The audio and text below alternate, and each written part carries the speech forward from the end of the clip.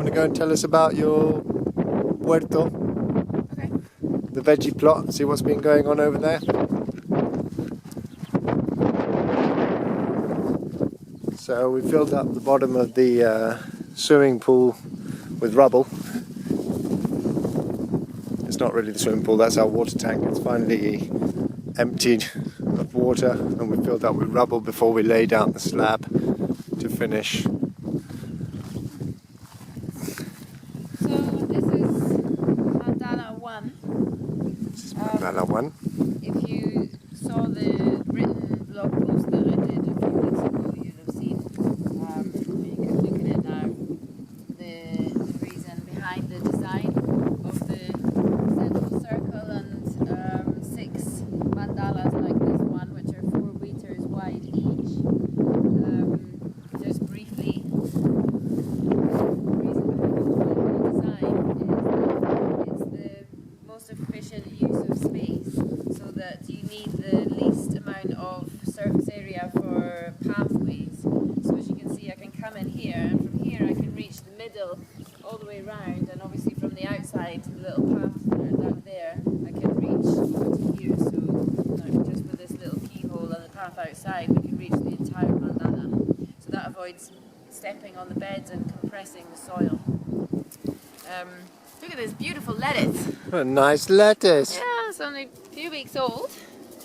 Okay, we bought them in plantel, which in English is seedlings. And today we've set up an automatic irrigation system. Well, it's not automatic yet, but it's an irrigation system. And at some point we will buy timers, and then we will be able to send water to the whole mandala without having to go with the hose everywhere. It's quite labour intensive. And this is mandala number 2.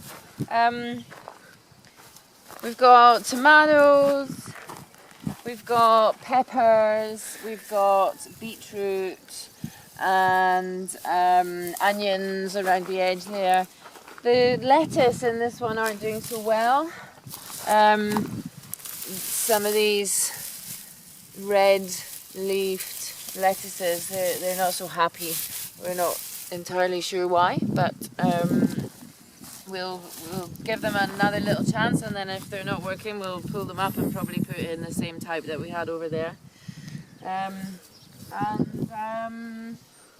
Yeah, then so we're on to mandala number 2, and mandala number 3 is ready for planting when just in a couple of weeks, so that each area is planted with a couple of weeks in between each other, so that harvesting will also be spaced out over the year. And then we've got melons.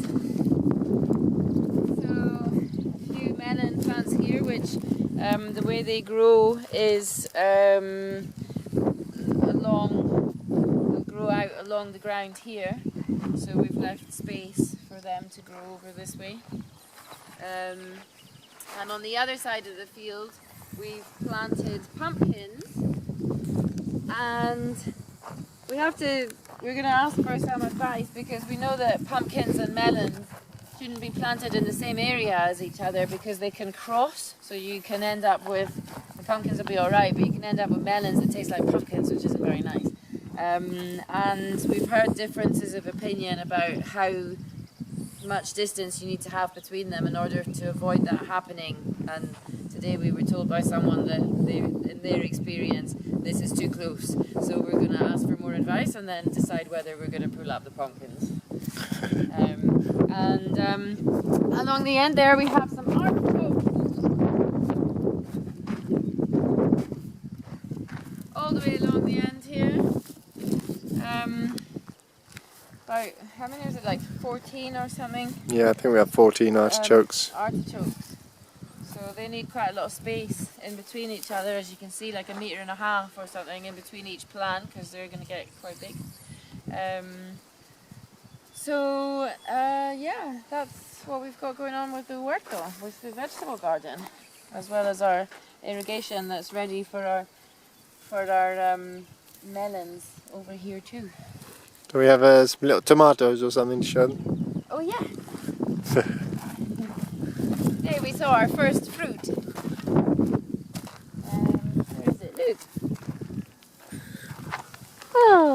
the first tomato.